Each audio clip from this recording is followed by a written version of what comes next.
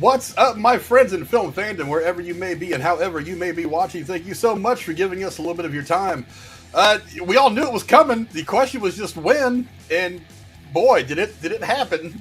And there's a whole lot of discussion. There's a couple of key points in this episode, but still a whole lot to talk about just for 1 hour of television. And here to break it all down with me is my head of life mate, Jeremy. What's up, brother? We're doing pretty good. We're chugging right along, and just like I thought it would, because I've had the spoilers of the game. But you know what? As far as adaptations go, like I said, we're going to a T. So we're not done yet. So it's probably going to keep getting off the chain. At least I hope so. And he's back on the train. Joining us tonight is the one who stalks the New Jersey night in search of his victims. He's American Werewolf, New Jersey. What's up, brother? Happening, man.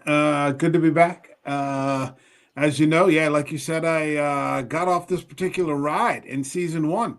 I think with about 3 episodes left in the season, but I saw this new season was kicking off and quickly binged those last 3 episodes. I love the way the first season ended. And I said, you know what? Let's give it another shot. And now I'm here 2 episodes in, and I'm liking what I'm seeing. I'm enjoying it. Yeah, so, real quick, what do you think of give me some quick thoughts on the way season 1 ended for you, because I know that you weren't around for all the reviews we did last year. Give me some quick thoughts on just how that all played out. I liked it a lot. I thought it ended strong. I had no complaints about it whatsoever. I loved seeing Joel just storm in there, and he's like, I'm getting my girl out of there. I'm not dealing with this bullshit. And he just went in there because those doctors were just a bunch of liars and butchers, So I had absolutely no problem with what he did. I think he did the right thing. I was a little annoyed in the first episode because I wasn't here last week because I think I was still in the process of catching up. That he had a bit of a guilt complex. Like I wouldn't have felt the least bit bad about it, or at least I would think so. He absolutely did the right thing. Everything was back in its place. They were back in Wyoming. And I was there, watching it kick off. I'm like, holy shit. Okay. This is sort of what I was looking for. I think some of the things I'm talking too much. You asked me for a quick response. But yeah, no, but that's the dichotomy that through Joel we are put in as viewers is what would we do? Would we save this person? Saving a girl from being killed is not generally a bad thing, but there's the added question of, but if this works, we could end this problem that's plaguing all of humanity. What side do you fall on? It's one of those things where there's no wrong answer. It's just about what is your personal view on things. To put it in the old Star Trek parlance from Spock, the good of the one against the good of the many. It's always an interesting. It's always an interesting question. Yeah, I think if the Fireflies had been honest with her about the way it was going to go down, then that would have put them in a better position for me. But they lied to her, and then they were just going to gas her and cut her up, and that was a no-no. Yeah, but obviously the events of how season 1 ended are driving everything that is happening in season 2, and let's get right down to it. Obviously, we know what's going on now. The daughter of the doctor who Joe dispatched off the mortal coil at the end of last season, she is now back for revenge after the death of his father. Now, at this episode, after taking shelter in a mansion near Jackson, Abby and her crew remain steadfast in their mission to kill Joel. Her friends are concerned about the town's security, considering retreating, trying to convince her to go home. And while scoping out Jackson, Abby accidentally awakens a large horde of infected under the snow. She escapes and is saved by Joel, of all people, who is on patrol with Dina. The horde makes their way to Jackson, leading to a giant battle where the town suffers heavy damage and casualties. Abby brings Joel and Dina back to the mansion where Dina is knocked out, and Abby reveals herself to be the daughter of the Firefly doctor who Joel killed. She shoots Joel in the leg and brutally beats him with a golf club. Ellie gets there in the middle of all this and enters the mansion, but is restrained by Abby's friends and is forced to watch helplessly as Abby fatally stabs Joel in the neck with a broken golf club's handle. Ellie promises to kill Abby, and Abby's group leaves. As Jackson begins to recover from this battle, Ellie, Dina, and Jesse return home, with Joel's body, and what a great closing scene that was to the episode. Let's talk real quick about the evolution of the infected as hunters. It's becoming clearer and clearer that the character of the infected has evolved into something different. It's not just we're going to run after you and try to eat you or infect you to turn you. There's now a thought process happening inside whatever's left of the brains of these creatures that is making them get a little more tactical. I'll go to you first, Jeremy, since you're the expert on the game. Is this kind of how it flows through the second chapter of the game, or is this something new? In terms of the infected, that is something new, which is kind of cool because there's been some directions they've taken with the infected that's different, and I kind of like that because it does shy away from like the problem that a lot of people say The Walking Dead has, that it's like, well, the walkers don't really seem threatening anymore. It's like, no, because these people can handle themselves, and maybe in a big group it's like this can be kind of inconvenient. And I know it's dumb to think you'd still get killed by a really slow moving infected, but I'm like, yeah, but they gang up on you. I mean, it's a bunch of infected trying to gang up on you, and you can't really overpower that.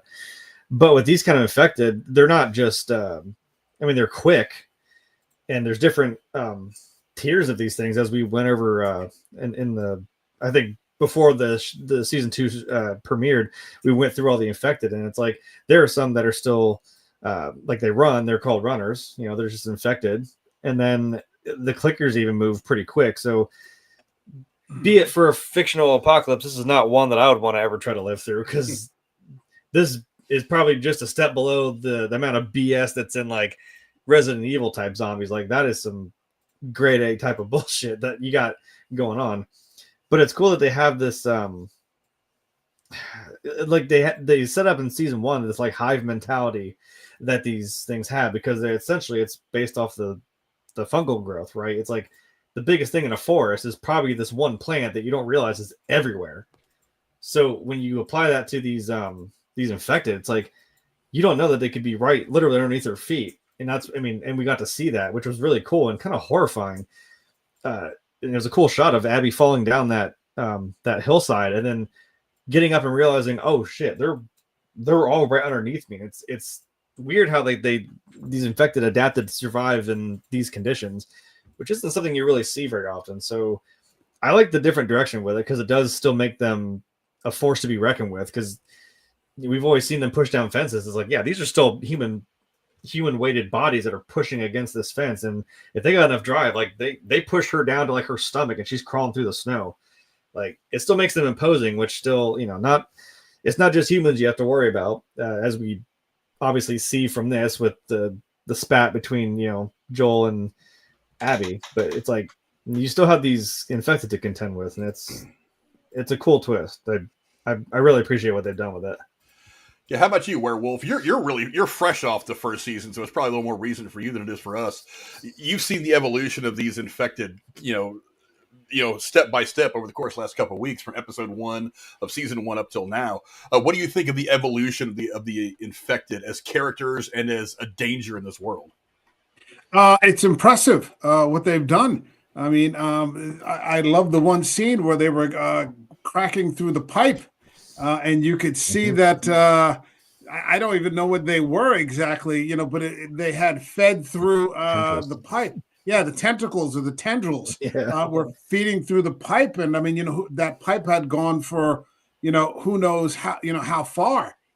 I wasn't necessarily impressed with the huge bruiser sort of infected, but the mob, fast moving, that in the dead of winter, you could be standing on top of, maybe 1,000 or 500 of them that are just, sort of sleeping or hibernating.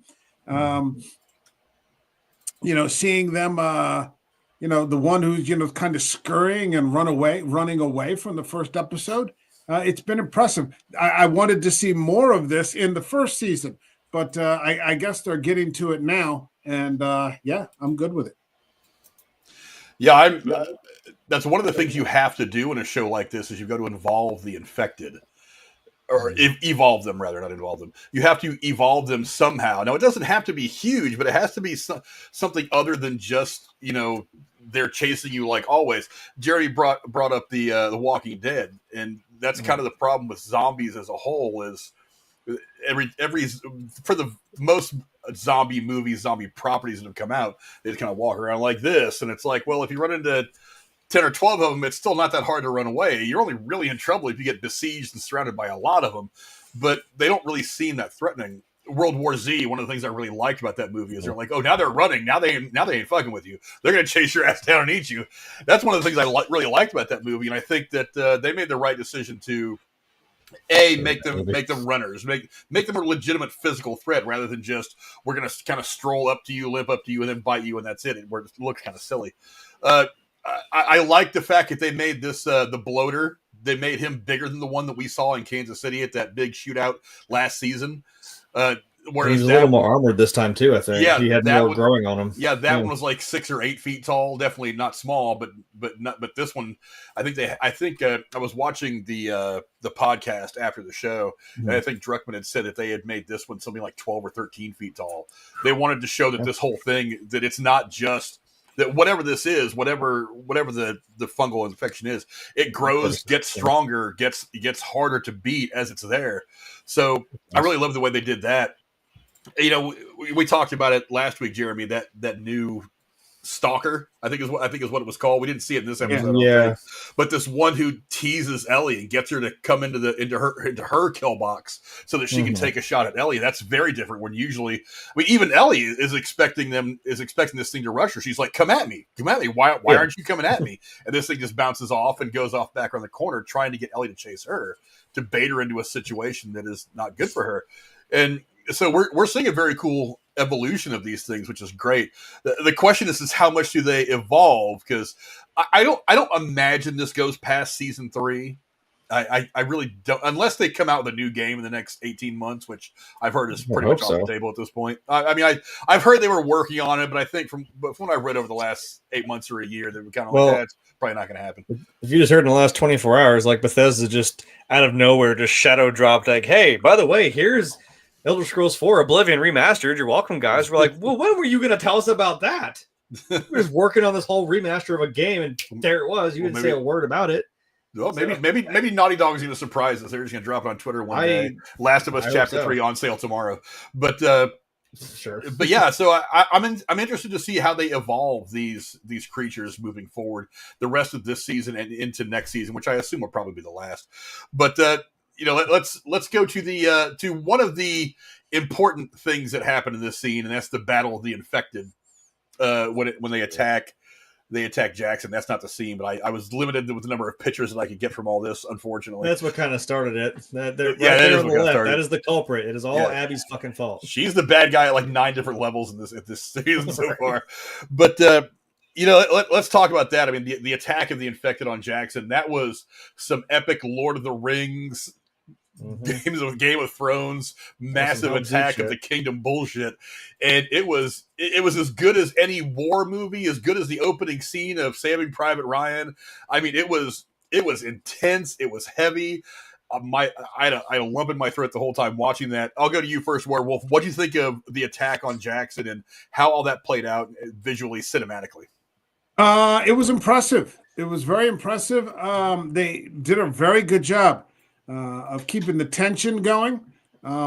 This wasn't, I wasn't sure how it was going to play out. Like I said, I've never played the video game, so I don't even know if this is in that part of the story with the game. But you assumed it was going to be bad.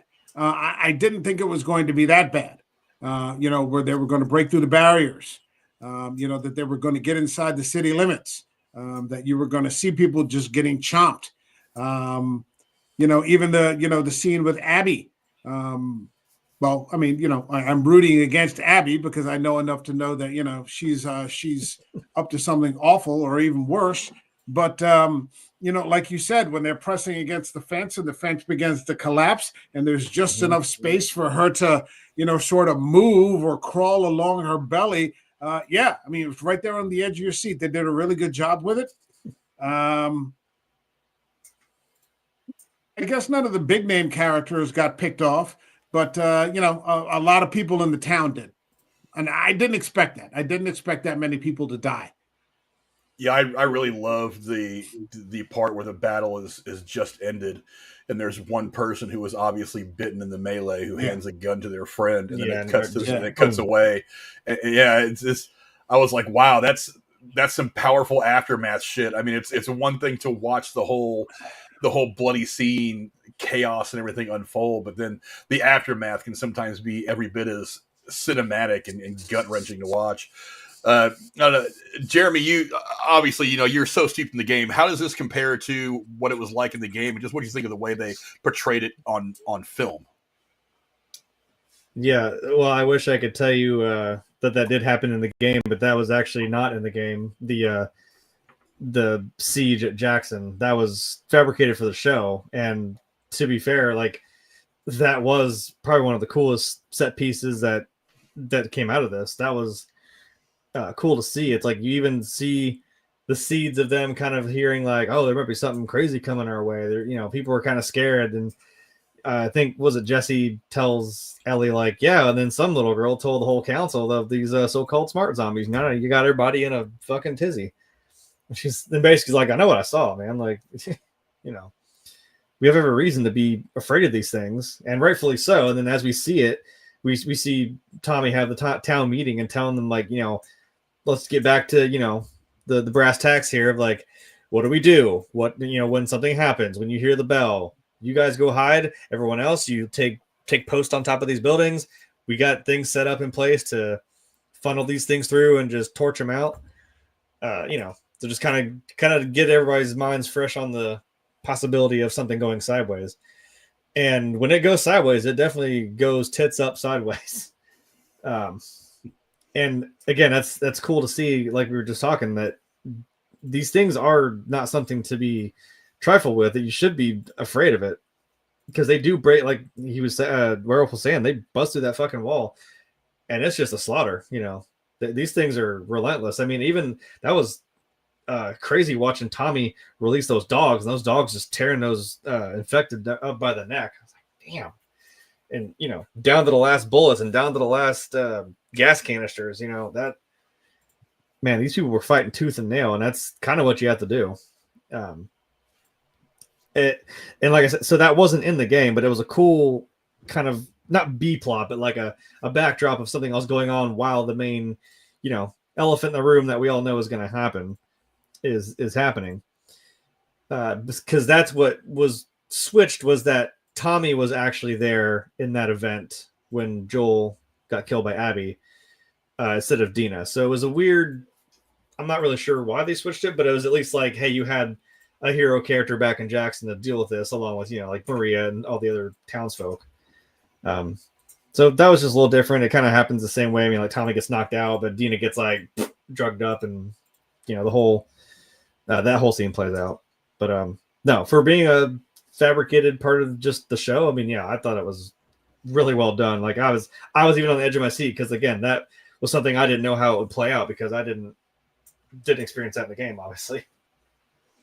That if I could just say something, I'm curious as to how the town is going to respond. I mean, with so many dead, with so many things being destroyed, so on and so forth. I wonder if they're even going to get into that. They seem to be doing a lot of time jumping, and I don't want to jump too far ahead, but looking at the quick trailer for next week, it looks like they've already moved out of winter. So I wonder if they're just going to move into springtime. And, time has passed, so on and so forth. I thought maybe, it would be like next week, hot on the heels of, 5 minutes after, they roll up to the town, but it doesn't look like they're going to do that. And I was hoping that, you would kind of see that, but maybe we'll get it. Who knows?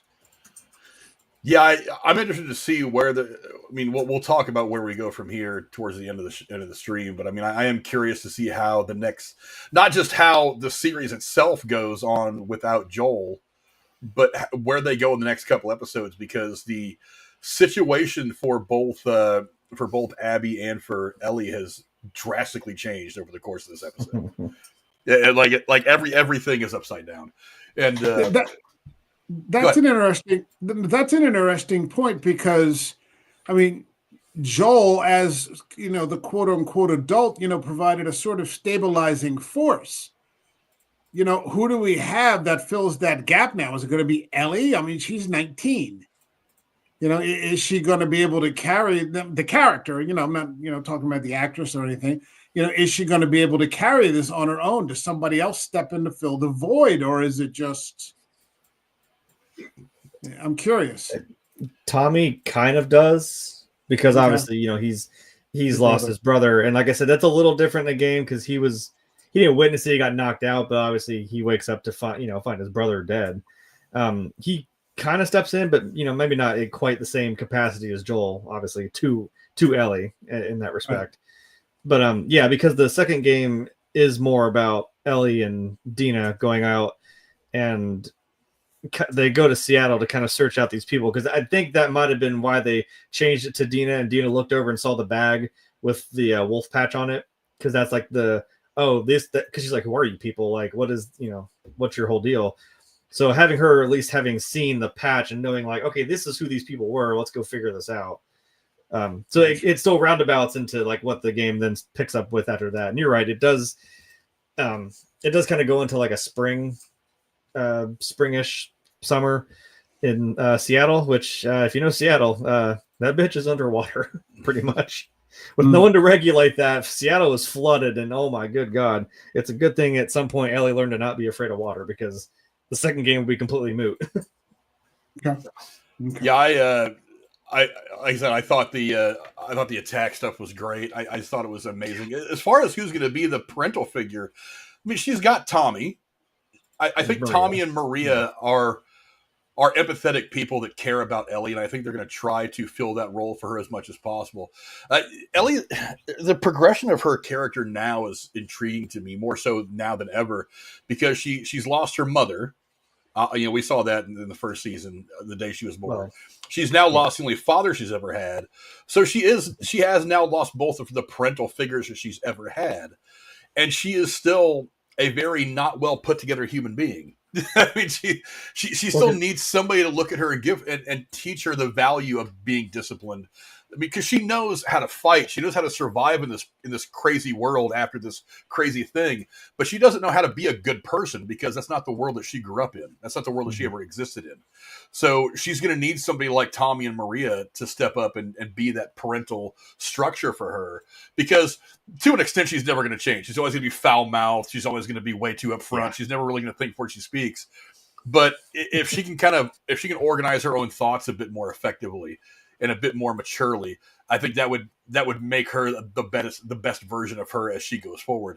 The question is how hard is it going to be to drill through her thick ass skull that fighting Seth at the dance probably isn't the right thing to do, that kind of thing. Yeah, but, are they going to be able to turn her in? Because I talked to you about this the first episode. They worked really hard to make her unlikable. Oh yeah, and she wasn't terribly likable in this episode. So I mean, until the end, and then of course you feel sympathy. You feel great sympathy. Well, she does. There is context to it. She does crack a little bit when she's talking to the Asian guy, Jesse. When she's talking to Jesse and she's saying, she's giving the whole thing, Joe and me are complicated. She goes, blah, blah, but we still, and then she stops. And I think what she was going to say right there is we still love each other.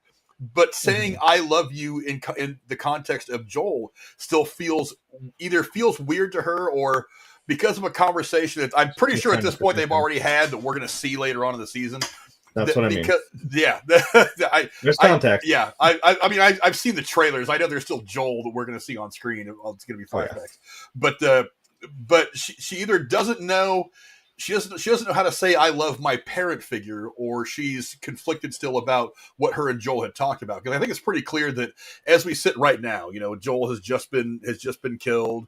They're going back to Jackson to help rebuild everything. She knows what happened now. And I think that's the whole reason why they haven't been talking so far this season, is because he finally came clean to her and said, look, this is what happened. I had to go kill these doctors and save you because they were going to rip your fucking brain out. And that was going to be the end of you. I had to decide whether I wanted to let them try to save humanity or try to save you. And I couldn't imagine losing their daughter. I'm pretty sure that's kind of how the conversation is going to go on TV. I don't know how it went on the video game, but I'm pretty sure that's something that I'm pretty sure that's the biggest source of her struggles this year in this particular season, is that she doesn't know how to process that. And now Joel being killed is going to make that 10 times harder for her to work out, because she's got all this emotion and she's trying to figure out why he did what he did. Was it right? Was it wrong? She's going to try to answer that question internally. And like I said, that's not an easy question to answer.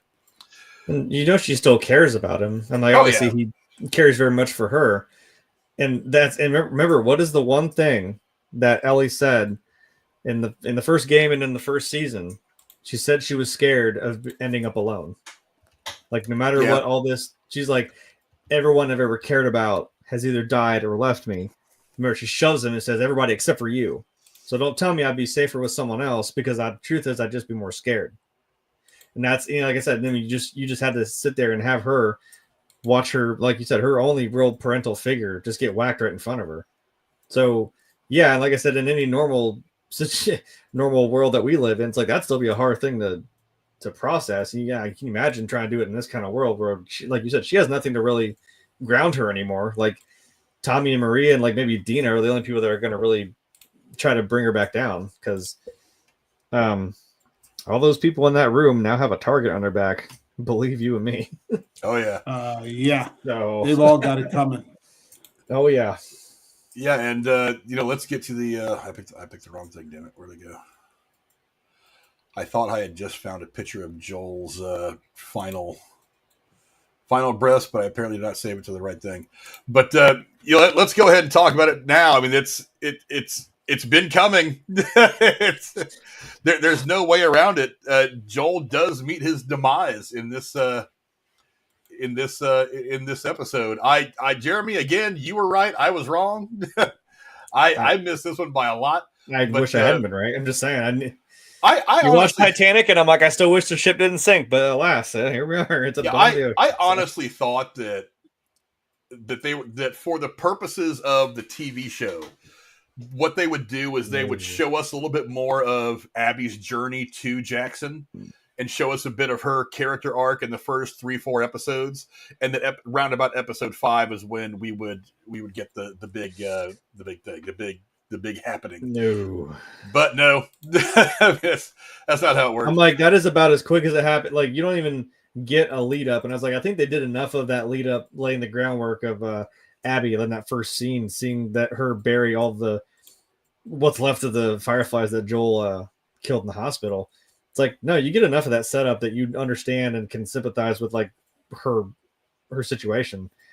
And I'm like, she just kind of comes out of nowhere in the game. You actually don't even have any clue, like who is this? Who am I playing as? What's her deal? What's going on? You have no idea who this person is. I finally got the picture. There it is. And then it leads right into that. Like, it does happen that fast, and it's infuriating as hell, because like, to be fair, like the one person she's been looking for the first, like the last 5 years, just falls into her lap, basically. I'm like, yeah, really though? Like that, I get it. I had a big problem with that. It still has to happen. I'm like, yes, they go on patrol, and yes, he was there. And I'm like, you would think it'd be hard, like, because they even see the town and they're like, damn, even if we got in there, like what? But to be fair, it's like, if they had even watched for like another day, you kind of understand, like, oh yeah, they'd take just about anybody, and we could just weasel our way in there and just play the long game here. We could easily figure out who Joel is. And I'm like, but I get it. She's in this rage of like, I'm right. It's right there, and I just want to go in and end this. It does succeed in the sense that it cements her as absolutely unlikable. Yeah, I mean, you despise her. Like I hope Ellie sets her on fire or something, because I mean, he actually saves her life.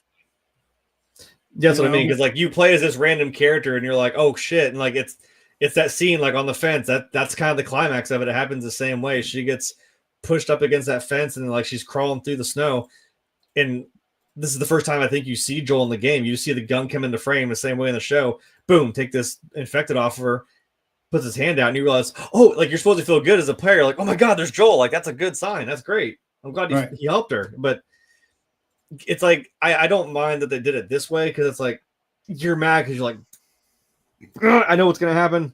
But and they still play it the same way, but obviously you don't know any of that yet in the game. They just flat out don't tell you anything about her, and the first thing you see her do is kill Joel, and you're like, wait, whoa, what the hell? You know what I mean? It still gives you that burning hatred. Yeah, I mean, it's mind-boggling how she just like completely ignores the fact that they were going to chop up a little girl. Like it's just completely pushed. Well, these are women we're talking about, so they can like ignore just about anything. But I mean, she just pushes it like it's not even a factor.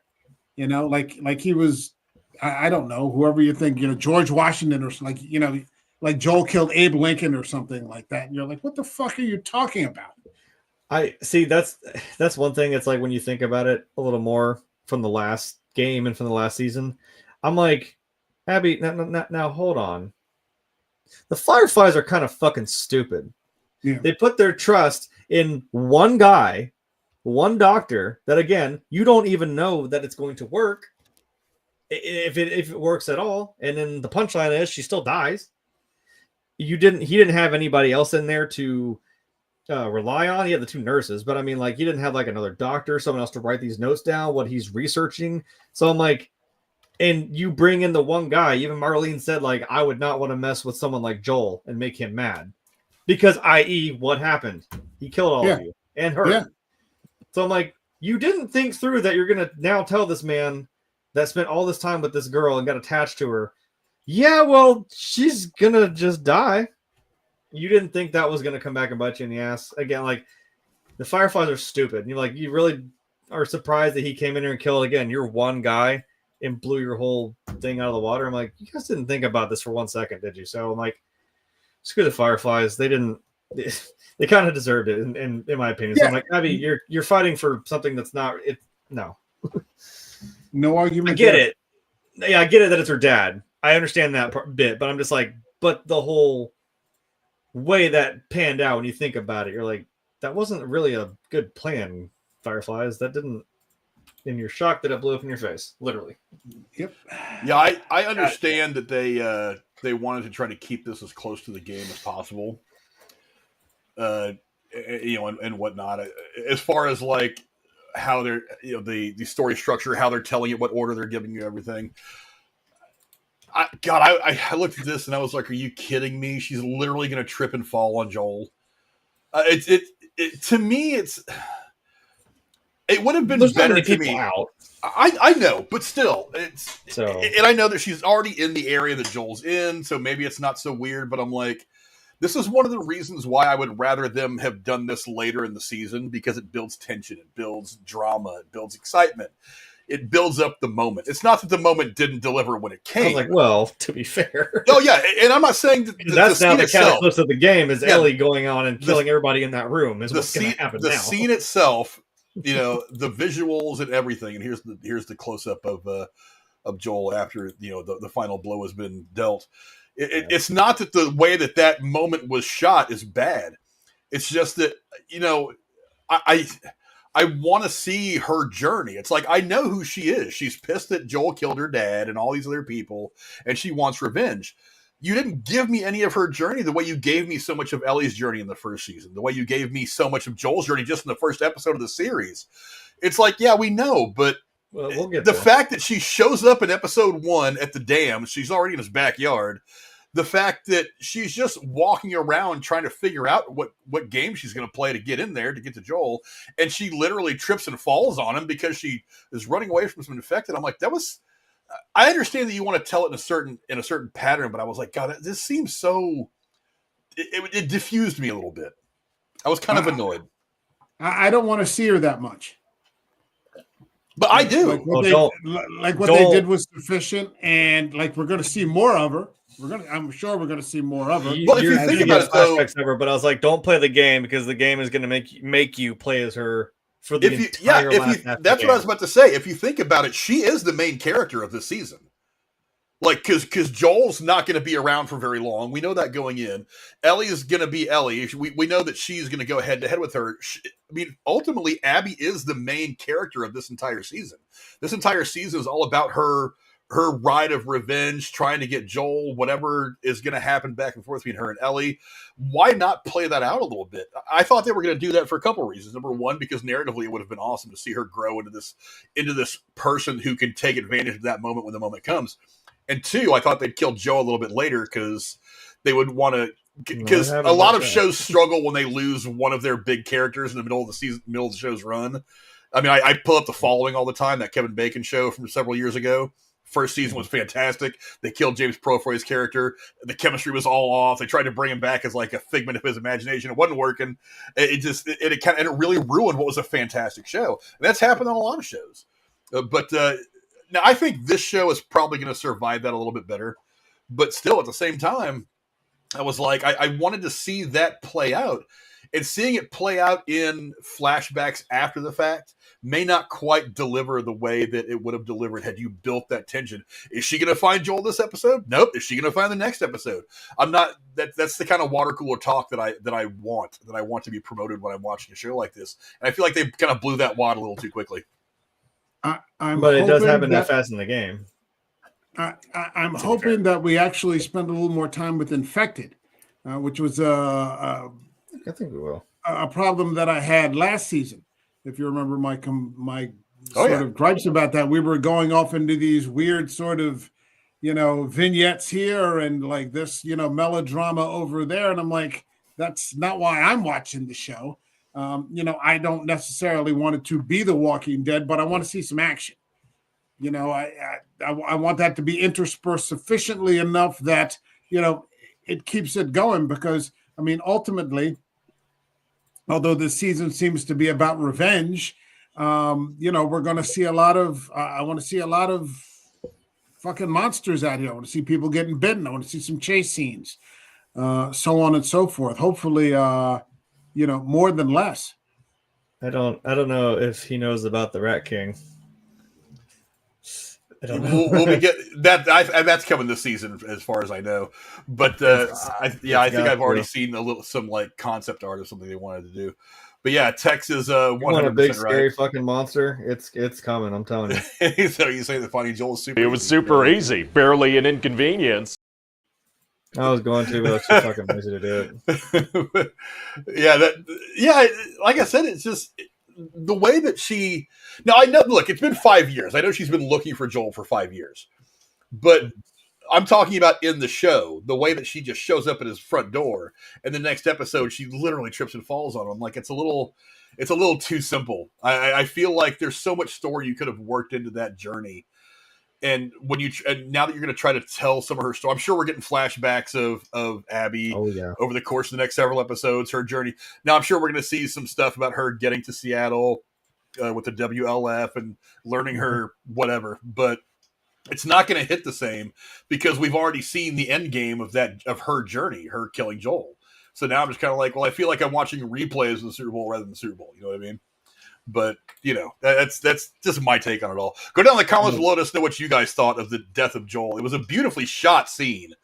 Let's see the end of it.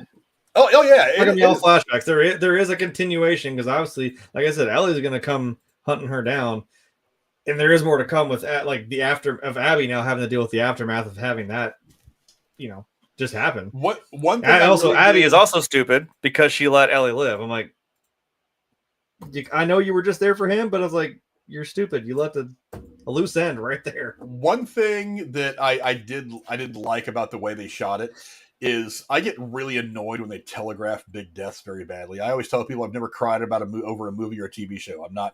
I've been close a couple of times. And one of the times that I was close was when Han Solo died. And I contend that had they not telegraphed that so fucking badly, that I would have, but as soon as he walks into the film for the first time, he says, "Chewie, we're home," and I'm like, "Oh, he's dying in this movie." The moment he walked on scene for the first time, I knew it. I was like, "He's dying in this movie." And while that scene was done very well, it didn't have the emotion for me because they telegraphed it so bad. And yes, it still hurt. Like he didn't want that character to like even be involved past episode 4, so it's not like a big shock that he finally got the character killed. True, but it's like, but even then, it's like that moment would have been more unsettling, more emotional for me had I not seen it coming an hour and a half earlier. This scene, however, even though I knew it was coming, I've heard you say for the last year and a half, Jeremy, wait till season 2. We all know what's going to happen. Joel's going to get whacked. And I'm like, okay, so I know it's coming. And I've heard people describe the scene, how it goes in the game. Jeremy, other people, this is how it's going to happen. It happens like this in the game. It's probably going to happen just like this. I saw it coming, and I knew it was happening this season. It was just a matter of when. But even as I was watching, I was like, telegraphed or not, the scene still hits really fucking hard. Because it's like, because you do understand Abby's her emotional state, why she would want revenge. You understand. You have asked yourself the question. You've been in all their shoes, and there's not a right or wrong answer. You totally understand all of their points of view. It's like, how do I pick a side in this moment? You know, that's what makes it compelling. It's not like just one dimensional. Yeah. This is evil bad guy because evil. Like, yeah, no, it's they have motivations. Like I said, another example of The Walking Dead. It's like if we had followed Negan from the beginning, Rick is absolutely a fucking bad guy. This guy comes out of nowhere and just massacres a bunch of your people out of nowhere. It's like, damn, you'd be a little pissed off too. True. You're gonna whack a couple of them with a baseball bat. I'm like, yeah. True. But I mean, since we follow Rick and company, it's like, you know, they're the good guys, and we're like, oh, it's this guy terrorizing our town. And they're like, yeah, we got it. And then you got yourself into something you didn't. Okay, good. And it's like you got yourself into something you didn't realize was bigger than you thought. And it's like, oh shit. But yeah, even Joel, if you watch that, like Joel even looks at her. It's kind of like you can't do anything about it. Like, you're caught. He even kind of looks at her like I understand. Like it's like he almost was just like, yeah, I get it. Because if this had been reversed, I would have done the same thing. And he's like, I kind of did. I did something for someone I cared about. So it's like you can't really be mad at Abby for doing this for her father. It's like, yeah, he even kind of looks her in the face of death, basically like, I get it, kid. Like, yeah, it almost makes it a little more like he can kind of accept it, because he probably had to know like something might have still come up. There'd be some comeuppance or something coming down the pipe that was as a result of it, because you don't really go unscathed in this kind of situation. Yeah, it's I mean, the moment did not disappoint when it came, not even a little. So go down in the comments below. Let us know what you guys thought of the happening as it happened. The dispatching of Joel. He is no longer in the show. Now we are going to see him more this season. He spent way too much time on set to shoot 2 episodes. I have a feeling we're going to see the conversation. We're going to see the conversation between him and Ellie, where he finally comes clean. We're going to understand why she's been so distant from him over the course of this season. That's going to be good. So we're going to see more Joel. I would imagine we'll probably see some flashbacks of Joel in season 3 as well. Maybe not a whole lot, but I have a feeling he's going to do a little bit of work for season 3 as well. But we'll see when we get there. Let's see. Tech says Rick's group in The Walking Dead technically drew first blood against Negan's group in the Watchtower. And Negan even tells Maggie that in their follow-up series, Negan explains himself. I'll take your word for it. I didn't watch it. Jeremy, that's true, right? I'd assume so. I didn't watch the show with Negan and Maggie Take New York, whatever the fuck it's even called. No, but that's I don't know what that's kind of what I said. I was like, they got to Hilltop, and then they said, hey, we got these people that are terrorizing us. And Rick's like, yeah, fuck it, we got it. And they go to slaughter them all. And then they realize, yeah, but then he realized, oh, I tripped on something a lot bigger than I realized. That's what I mean. I'm like, Rick is a bad guy to Negan, is what I'm saying. If you just flip that around, it's like, yes, they did absolutely come in full force, unprovoked. So yeah, like I'm saying, that's the dichotomy of it. That's the thing of, we're following Rick's group, so you think, oh, Negan's a bad guy, and then, well, to them, he is. But in retrospect, Rick and all of them are the bad guys to Negan. Although Negan has more nuance, he's not like just completely. He is in his own weird way trying to save people and keep people alive, but in an apocalypse, that's kind of a gray area, an ever expanding gray area. Yeah, JSP says the direction they took with Last of Us 2 is the reason I didn't waste money on this piece of shit. You mean the game, or? I think you mean the game, and it's, to be fair, it is different. And I said, like, I didn't like what they did with 2 either, because I know they were trying to have their little gotcha moment where they're like, yeah, well, you of course sympathize with Ellie, you're immediately on board, and you're like, yeah, screw all these people, I'm going to kill them all. And it's like, that's not the point of revenge. It's like, it's not going to make you feel better. It's not going to bring anybody back. So it's like, yes, I'm emotionally with Ellie in this moment because I'm like, I'm understanding this bitch has to go. And I'm like, but it's the way you presented it that it came out of nowhere. And I'm like, and then you make me play as her for the entire last half of the game, which I'm like, I don't give a fuck about this woman. I don't care. There's nothing you're going to do to make me like her. I'm like, I understand where she's coming from. And I understand the point is, again, it's revenge. Both of them are like not, you know, it's just a vicious cycle that both of them are now caught up in, Ellie and Abby. So wait a minute. You're saying in the video game, the character sort of takes control of what you're doing with it? What do you mean? Like you can have the Abby, like if you're playing the Abby character in the game, can you have her not kill Joel? No. That's still, excuse me. That's just a cutscene that plays out the same way it does in the show. Oh, it's a cutscene. Okay. Yeah. You don't actually take part in that. It's you. I think you play as her up until like I said, when she's crawling on her stomach through the snow. It transitions from her like crawling out of it, and then you see the gun come out of frame. Boom, and it shoots it. Then she takes his hand. It's Joel, and then it goes right to a cutscene, and they go into the lodge. You know. Oh, okay. Then that whole thing happens. Yeah. No, like you play as Ellie for the first half of the game, hunting these people down, and then it just stops, and then it's like, let's rewind a week. Now you're gonna play as Abby. I'm like, why? Yeah, I don't. Yeah, I'm like, I don't care. I don't. What? I'm like, again, you're giving me more context for because you gave no context in the game.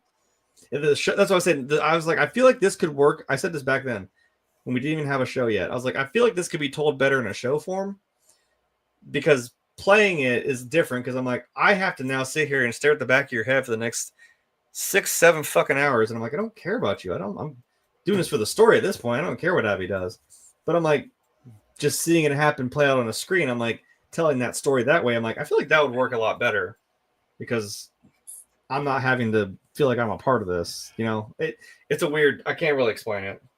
I feel like it was better told in show form than the game.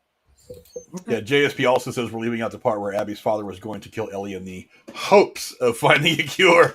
I've heard some people talk about that online as well. Yeah, Fireflies are stupid. I'm like, you didn't know that was going to work. And like this guy, you put all your eggs in this one basket of this one guy to basically save humanity. And again, then you're shocked that the one guy you said you didn't want to piss off comes in there and slaughters every one of you. I'm like, yeah. And then, you know, I like having watched the end of the season. I mean, he pulls a scalpel out on Joel and he's like, I'm not going to let you leave with her. Well, fuck you, buddy. Bang. See you later. Scalpel gunfight. Like, Joel, really, dude? Joel was going to let him live. The guy pulled a knife. Yeah, he was. Okay. Thanks for playing. Okay. I think you would have just been okay with like scooping her up and taking her out of there. And I don't think you meant to go in there just to flat out kill them. I was like, yeah, you're in my way right now, man. So that's how you rationalized it. It would have been better if Joel had just told Abby what a douchebag her father was before he fucking died, but it didn't happen. Yeah, I was like, there could have been a chance for him to maybe explain it. I don't think it would have changed anything, but it's like maybe that would have given some seeds of doubt to Abby a little bit because not even that, but I mean, just look, your father was a murderer, you know, was ready to chop up a little girl. You know, he's not the Santa Claus character that you're like making him out to be. Now just fucking get on with it. You know? Yeah, it's like I don't think she realizes it either. Like it's again, she's also a fairly young person in this apocalypse that it's like I don't think you understand the entire scope of what's really going on here. She is just kind of a narrow-minded, like, okay, I have to kill this guy. That's all she knows right now. That's all she's known for the last 5 years, to be fair. It's a child. Yeah, let's spiteful child. I'll skip the comparisons to the game. I think Jeremy's already kind of compared the two significant scenes of this episode to the game. So I'll ask you guys this question before I get into a couple pieces of trivia. Where do we go from here? I'll go to you first, Werewolf. Not just in the season, but maybe kind of a little bit broadly in the series. Where do you think the next couple of steps take us? No, I mean, and that's, I hope we get into a lot of action. I'm not looking for a lot of melodrama. I'm not looking for these weird vignettes that turned me off in the first season. I mean, I'm looking for like a concrete path, you know, Ellie, you know, on the hunt, I assume, you know, lots Rambo of infected, huh? Rambo Ellie. Yeah, Rambo Ellie, you know, tapping out 250-pound guys in the first episode, but okay. you know, For some reason, a smaller guy managed to hold her down. yeah. But hey, you know, well, yeah, It's some TV. little, It's you know, TV. We'll let it a go. little nerd. But you know, I hope we get a lot of action and some good. I hope it's tight. I hope it doesn't veer off. If I imagine, you know, like I said, what I saw from the trailer, it looks like some time is going to pass. So let's just keep the story, you know, in the scripts tight. And you know, I don't know how much Tommy and Maria. I would imagine Ellie's going to have to leave, you know, to get revenge. So I don't know if Tommy and Maria are going to go with her. I guess we'll see. Hoping for good things. We still got what 7 more episodes to go. I think there's 7 episodes. 5. So 5. Wow. Yeah, I think there's 7 episodes of the season. That's why I picked that's it for this 5, season. where I thought, yeah, I think that's why I picked episode 5. I figured if it was going to happen, it was going to happen later on in the season. But yeah, I was wrong. I don't know, Jeremy. How about you? You've got all the information from the game to go with. We already know they're splitting this second game up into 2 seasons 2 and 3. Where do you see us going from here for the rest of the season, and maybe how is this thing going to play out? Because one of the things I've been wondering lately is, how does the second game end? Does it end on some kind of a cliffhanger? Does it end on something where the story can easily continue, or does it have a significant enough ending to where you can end the story there and it would feel right? Oh boy, that's a loaded question. As for I can start with like where we go from here. I agree with Werewolf. I also don't want this to be veering off and dragging out, because I'm already irked when you like, hey, we're gonna make Harry Potter we're gonna make the last movie, but part 1. I'm like, what? Why are you dragging? What? That was. I hate. That was a money grab. I 100% was. I know. But I hate when they do shit like that. I hate when you make a part 1 and part 2 to something. Now, something like Dune. Dune is like dense. It's massive. I understand that's a story you got to tell over a couple parts. But I'm like, if you keep like you said, keep this pretty tight. If you would have just focused on the second game with this, I mean, there is kind of a lot there, but you could maybe tighten that up into 1 season. Now, with what I said earlier, as soon as you said there was 2 seasons of it, I'm like, oh god, I already know what they're going to do. They're going to do it the same way in the game, where I think next is we're going to see Ellie venture off with Dina, I believe Jesse as well, and I'm pretty sure Tommy does show up with them, going on this hunt for the wolves, and we'll see more of them. And there's actually there's a whole thing between the wolves and the Seraphites, which I've mentioned several times. We'll see another group in there. Abby's also not going to come out unscathed on that, because there's a whole thing with that. But I think we're going to start seeing Ellie and Dina going out to try and take these people out, navigating their way through Seattle. And like I said, it's going to be Rambo Ellie. That's kind of how you have to do it in the game. You got to be smart about it. You can't just, you could probably brute force these people, but I'm like, scarce ammo, crafting supplies, typical video game crap. You gotta be thinking about it. So, and they do that pretty well.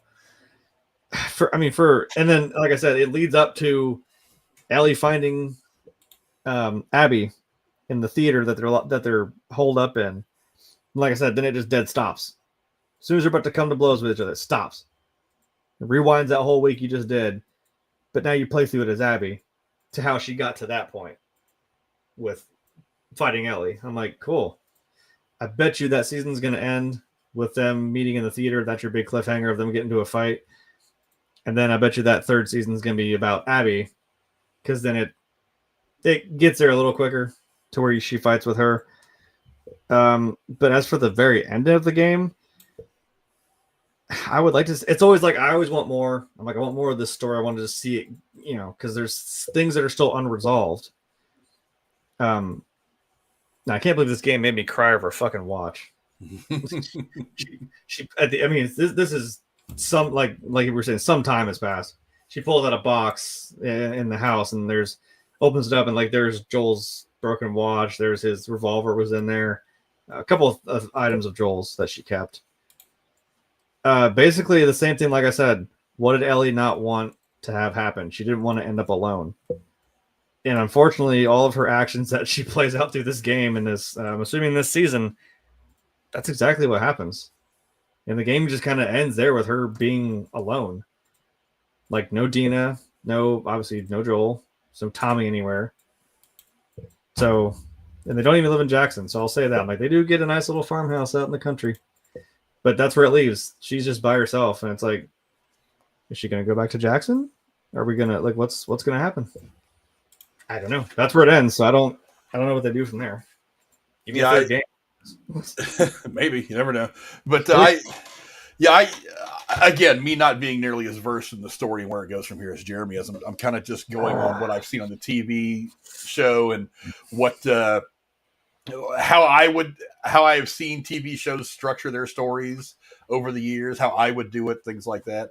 I have a feeling I think there is going to be a significant time jump from one episode to the next. I think the important thing to take from that is going to be that the grieving process is not over.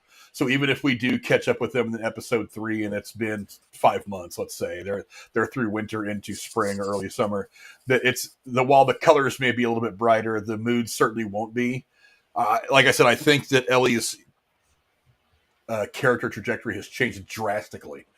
Rather than just being someone who was surviving with the people of Jackson and with Joel and Tommy and Maria, now she is now the Abby character. She's the one seeking revenge, and now Abby's the one that is kind of on the run. She's the target now.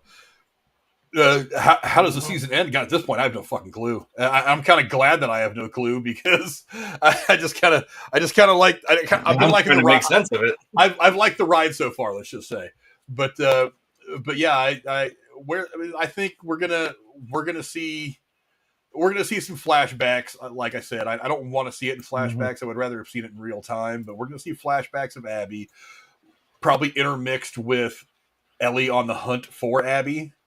And then when they meet up, I don't know. I imagine it won't be this season because then what would you have to do with season 3 unless you want to do some totally original shit? So.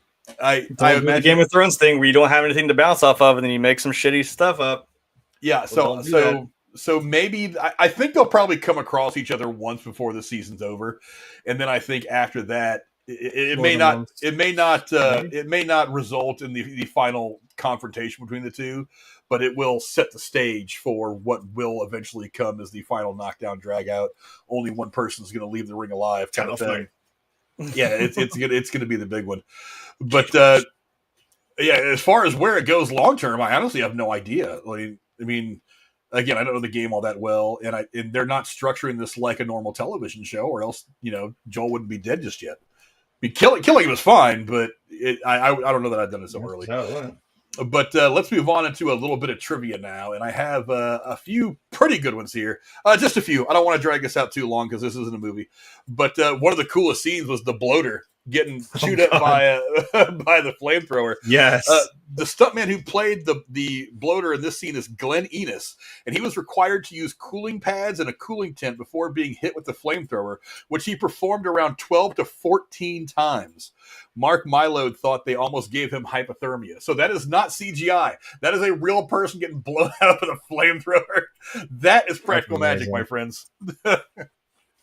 And being somebody that is licensed to handle something like that Tommy has, I'm like, holy Jesus, dude, that's impressive to know that that's actually real. Like, oh my God. Yeah, that was some. Yeah, I honestly, when I saw that shot, I was like, that's some pretty good CGI, but no, it was real. It was the real shit, which I found crazy. But if you're with a suit that big, you could probably build some good stuff into it, so you don't hurt your stunt actor. Yeah. Oh yeah. The dead body of Abby's father was intentionally shown in the finale of the first season due to its relevance in the second season, particularly in Abby's dream sequence. Caitlin Dever wanted the character's grief and loss to be reflected in her eyes, and she considers her a very broken human being. Well, yeah, that makes sense. And I love that even with this little troop of people here, like. Yeah, you can even see it like there, like Abby's got that very determined look on her face, and the rest of them are all kind of like, "Why are we out here like freezing our dicks off?" Like, there's even that. I love that they even kind of see that dissension and like, it's like when you read that room, like, oh, these Joel, these are the people that are here to kill me, but when you see them even like going at each other. Like where Mel's even like, Abby, can't you just? And she's like, shut up. It's like they're not all on the same page. Yeah, I can tell. There's some weakness here. Yeah, I can tell. You know. Like the only person who wants to be there is Abby. I can tell by the look on this girl's face. Mel, yeah, she has nothing to do I can with tell that. by the look on Abby's boyfriend's face. He even says, "My plan is to try to convince her to turn around and go the fuck home." Like none of these people think that this is worthy, except for Abby, and maybe the guy who plays New Falcon. I didn't get a picture of him. I forget his name, but he's part of her crew as well. Oh, the guy that got the pretty little cut on his face. I think he's the only one who is really supportive of Abby in the moment. Everybody else is just like. They're like, wow, this is so over the top. This seems like too much. Maybe this was not a good endeavor.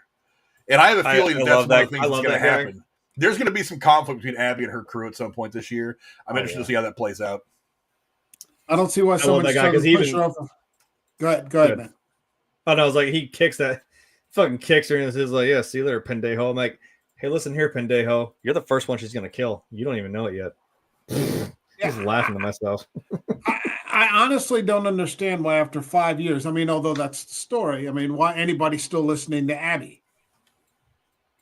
But yeah, you got to wonder, like, what has she told them? I mean, they seem very reluctant. Yeah. After 5 years, you've been following this fucking idiot around, like one more dead person? Hello, it's the fucking apocalypse. But okay. Yeah, and even that scene, like with the binoculars that are Owen's holding up to the window, he see like they said they saw it in the dark. They're like, yeah, we see lights. When you see it in the daytime, they're like, oh my holy God, that is a whole city. They have got guards, patrols, dogs. They're like, no, screw that. We're not risking a lot later. Of that. Have fun. What would have been funnier? They could have imagine when Abby was out, like just freezing her ass off out in the snow. They all just packed up and left, and she came back and they were all just gone. That would have been part of the smart move. Like, screw her. You wasted 5 years of our life, bitch. Get the fuck out of here. Jesus. Yeah, Christ. You're walking. Take her horse, make her walk back. Fuck her. Yeah, exactly. Miserable slag. God. Yeah. Yeah. There's so much. There's so much uneasiness between the rest of this crew and her.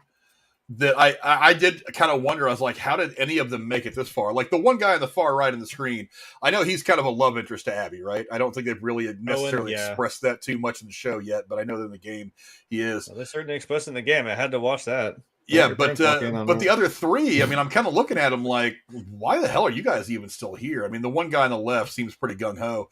But the other two girls, they just seem like they just don't want to be there. Like I said, this girl's reaction to everything in every scene is just like she's even asking herself. She's like, "Why the fuck am I here? Why didn't I just stay in Seattle?" She was even trying to like make Dina feel better. She's like, "Look, I'm just gonna put you to sleep. It's not gonna hurt you." And she even seems kind of like, because Abby's still trying to sling insults, like, "Do it or I'll fucking cave your head in." And she's even like, "That's not like what we agreed on. Like, the hell? Calm down." Like. It's empty threats because even Abby says like, "Well, we don't want to have to kill them." I was like, "That's your whole point. What do you?" Makes sense. Don't spoil this in the game for me, Jeremy. Even though I don't know how it turns out or not, I have a feeling. And again, don't spoil this for me because I'm wondering if I'm right long term. I have a feeling that the final fight between Ellie and Abby is at least in part facilitated by somebody in her crew, if not her entire crew. Well, I mean, I know a couple are probably going to die, but I mean, whoever might be left. I have a feeling that is probably in some way either facilitated by or not avoided by someone in her crew. That's my guess because there's so much, like I said, there's just so much uneasiness in everybody's eyes as Abby's doing this. And you would think that after 5 years of following her so steadfastly, that once they find themselves in this moment, that they would be like, yes, we're finally here. But you can tell the look on everybody's faces. They're just like, we really thought we weren't ever going to be here. Now we don't know how to act. We didn't really want to do this. We were just kind of following Abby. The dog chasing cars. You don't know what you're going to do. Yeah, you finally caught the car. Now it's like, damn it! What I didn't ever expect to catch the car. I don't know what to do with my hands. But that's my long term kind of prediction is that at some point when Ellie and Abby finally get to their final confrontation, it's going to be either facilitated by or maybe even one of the people sees it and they just don't do anything to help her avoid it. You know what I mean? That's my guess. Don't spoil it for me because I'm curious if I'm right. I won't. But it's interesting. But a couple more quick things. Let's see. Tommy's use of the flamethrower against the bloater is a reference to the game and also reflected the fear Craig Mason felt during gameplay. like I said, it sucks sometimes because, like I said, it doesn't give you a whole lot of resources. Like you got to be careful with your ammo, with crafting materials. Like keep on top of that. Like keep some stuff in reserve. And this is what you keep that in reserve for. I love seeing just simple crap of like even in the last episode when Ellie sees that little stalker in the store, she puts her sidearm away and then pulls out her shotgun. I was like, that's such a simple thing, but I'm like, no, that shotgun that's my little workhorse. That's the gun I put the most the work into, like giving it a better grip, like making a bigger magazine tube. I'm like, no, that thing is when the shit hits a fan, that thing will do the work for you. So that's a good, and the flamethrower is one of those too. That's something that'll definitely put some hurt on a bigger infected. And I was yelling at Tommy in the show. I'm just being a dick. I was like, Tommy, use the nail bombs. You need to have the nail bombs. You need to throw it, lay a trail down, then torch them. Come on. Couple shotgun shells, buddy. It'll work. Let's see. Also, the weather did very much impact filming. Filming occurred during a blizzard, including the scene in which Abby is being chased by the infected. They worked out. It does look better on camera, too. Yeah, sometimes you can, especially having grown up in the 80s and watched all those movies where they were not knowing how to do practical. They kind of forgot how to do practical effects for about 5 years in the 80s. But it's like even watching like the styrofoam snow falling in like a Christmas movie or something like that. Well, at least it wasn't asbestos. Yeah, it's not the same. It's like you look at it and you're like, yeah, I know it's snow, but it's not really snow. Yeah, having Mother Nature help you out with the practical stuff is a lot better. But let's see. Ellie, I need to get a picture of Ellie. I don't have a good picture of Ellie in this episode, do I? Not except that one. Wow. So when I got, sorry, Ellie. But Ellie's reaction to the sandwich that Seth gives her, the steak sandwiches, was genuine because Bella Ramsey is a vegan and doesn't eat meat. I mean, I'm surprised you didn't drop the line from the game. Like, yeah, thanks for the bigot sandwich. I'm like, damn it. That works. Well, the guy, I think I brought this up to you last week, Jeremy. The guy that played Seth is the other guy to play RoboCop. After Peter Weller left the franchise after the second one. Oh, no shit. He's the one who played Murphy in RoboCop 3.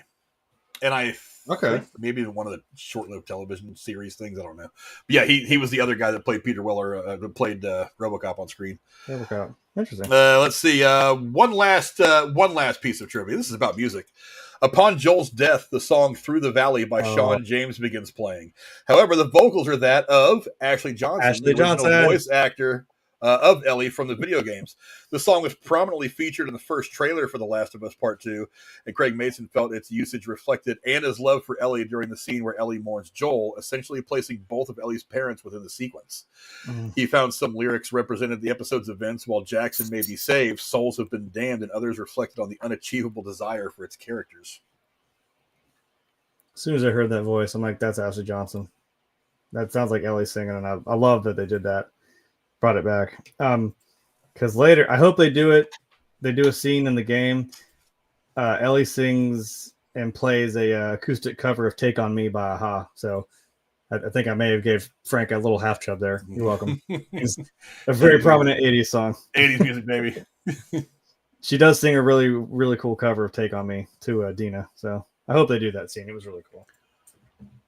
Yeah, I also have been enjoying the fact that 19-year-old Ellie in 2028 or whatever this show's based, 27, 28, something like that. 29, that she's jamming to all the 70s, 80s stuff that I grew up with. Because all it's left is like some of the old analog stuff, like on vinyls and cassette tapes. Well, she was jamming out to Nirvana while she was cleaning her gun. I'm like, yeah, why not? Damn right, let's go. But that's all the trivia I have.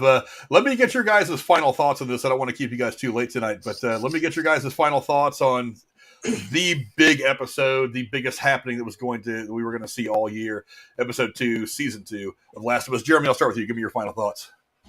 Oh God. I'll just let him go first because I'll just ramble. Well, maybe it's better I go first. I'll try to keep it short. In terms of, like I said in the beginning, keeping it pretty faithful to the game. They did exactly that. With again some differences which I didn't hate. I like the Helm's Deep like battle scene. Like I said, they seemed like they had their shit together. They knew what to do when the time came. Throwing barrels of gas down and just lighting them bitches on fire, like akin to the remake of Dawn of the Dead. Throwing the propane tank, boom, shooting it. Pretty cool. That was a good action set piece, which is kind of the backdrop of the main thing that we all knew was coming from the game. That was definitely going to translate into the show. So this is that big moment that's kicking us over the hill. So like I said, I'm kind of excited. I hope we see Rambo Ellie tearing through Seattle and taking out some poor guard who all she wanted to do was just play on her Sony PSP, which was definitely not a product placement in the game, but very, very conveniently placed. Nobody likes Seattle anyway. Yeah, I don't know. It was a cool visual in the game, but I was like, why would you want to be here, even in an apocalypse? Jesus, I don't know. So I'm excited. I want to see where this goes because now we're on the revenge train. Toot, toot. How about you, Werewolf? Give me your final thoughts on this episode of Last of Us. Great episode from start to finish. Kept me on the edge of my seat right until the end. I have no idea where this is going to go. I guess, if I have any concern, it's that, like this is going to be like we're going to look back at the season and say the second episode was the best episode. Mm-hmm. And then it sort of meandered or, sort of lost its way. I hope that's not the case. I'm optimistic. I'm thinking good thoughts for it. So I just hope they can keep it going. Yeah, I'm the final blows to Joel in this episode. They're not the end of the show at all. I don't think. That's one thing I have been worried about is that with the main character dying, that interest might wane with the casual fans. But I mean, there's still so much here. I mean, if you're one of those people that says if Joel's dead, I'm done, you shouldn't be. You should keep watching because there's some amazing character work that's done. I mean, these characters are written so damn good. It's not just Joel, Ellie, Tommy, Maria, Abby. Now, all these people have interesting stories that I want to follow. Mm-hmm. And this episode has just, again, it turned my emotions upside down. It was kind of a tough TV week for me because two of my favorite characters on television both died. Their characters died this week. So it's been an emotional couple of days. For those of you who watch 911, you know what I'm talking about. But yeah, I mean, this show, it's still hitting on all cylinders right now. I mean, it's not done a whole lot wrong that I could think of, except for not giving us a little bit more time with Abby to get to know her. But I'm sure they're going to come across that eventually. Right now, it's doing great. We're not done seeing Joel. There's at least one flashback I know is coming, probably more. But where these characters go from here, it's interesting. I do like how they're, while not being a direct remake, they are visually and tonally trying to make sure they hit all the notes that the game hit. Mm-hmm. And that's an important thing, not just for the important fans, but to give the casual fans that didn't play like me a window into the world that gives us this whole thing. But yeah, it's every Sunday 9 o'clock right here. Yeah, he does. If you want to play him, but I got him right here. You're welcome. He's probably playing even on PS4 just for Frank. Look at that. It's not even on PS5. You don't have to. Yeah. Well, you got to donate to the Frank Needs PS5 fund. Link in the description. I know. Thanks a lot. I'm not sure if I have this on, I don't know if I have this on PS5 yet. They probably have it out, but I haven't got there yet.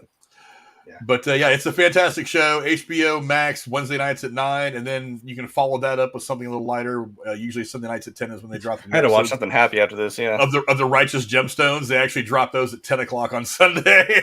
So because my day didn't start too early on Monday, I went and stayed and watched both of them. I was like, okay, after that, I need to watch Righteous Gemstones. I need to laugh at something. But yeah, check it out on HBO. We will be back here next Tuesday. If American Werewolf wants to come back, he is always more than welcome to come on here and talk about anything he wants to talk about. Jay will be here with me as well. Before we get out of here, what do you got going on your channel, Werewolf? Shout something out. I have some videos. I'm a little bit behind on my video making. I went to see Sinners this past weekend, and I just was expecting jack shit, and it was a 7-star movie. Out of 5. Yeah.